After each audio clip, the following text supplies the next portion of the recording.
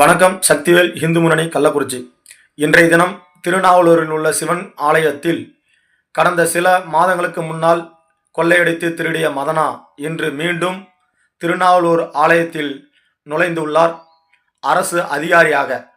ஆனால் இந்த அரசாங்கமும் சரி அதிகாரிகளும் சரி என்ன செய்து கொண்டிருக்கிறார்கள் என்று தெரியவில்லை. யார் ஒருவர் திருடப்பட்டாரோ திருடினாரோ கொள்ளையடித்தாரோ அவரையே மீண்டும் அந்த பணியில் அமர்த்தி மீண்டும் கொள்ளையடிப்பதற்கும் அவருக்கு துணையாக வழிநடத்தி கொண்டிருக்கிற அதிகாரிகள் என்ன செய்து கொண்டிருக்கிறார்கள் என்பதை இந்த நேரத்தில் மக்கள் சிந்திக்க வேண்டும். இந்து சமய அறநிலைத்துறை என்பது ஆலயங்களுக்காக, அங்குள்ள கணக்கு வழக்குகளை பார்ப்பதற்காக, கோயில் சொத்துக்களை பராமரிக்க பாதுகாக்க என்பதை மறந்து இன்னைக்கு கொள்ளையடித்து கொண்டிருக்கிற அதிகாரிகளுக்கு சப்போர்ட்டாக இன்னைக்கு ஆளும் அரசாங்கமும் சரி அதிகாரிகளும் சரி அமைச்சர்களும் சரி செயல்பட்டு கொண்டிருக்கிறார்கள். இதை வன்மையாக இந்து முன்னணியும் ஊர் பொதுமக்களும் கண்டிக்கின்றோம். ஏனென்றால் வழக்கில் உள்ள ஒருவர் கோயிலுக்குள் சென்று கணக்கு வழக்கு பார்ப்பது மீண்டும் சரியாக இருக்காது என்ற நோக்கத்தில் நாங்கள் இதை ஒரு முன்னெச்சரிக்கையாக விடுக்கின்றோம். தொடர் போராட்டங்கள் நடத்துவதற்காக தூண்ட வேண்டாம்.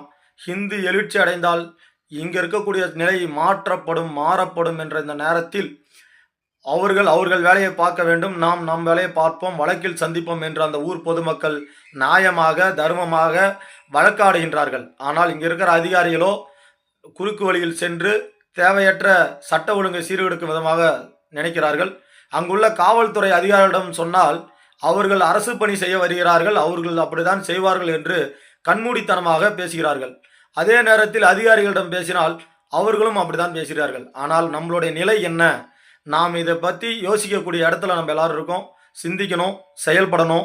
ஹிந்து மக்கள் ஒன்றிணைந்து காக்கப்படணும். திருநாவலூர் சிவனாலயம் காக்கப்படணும்.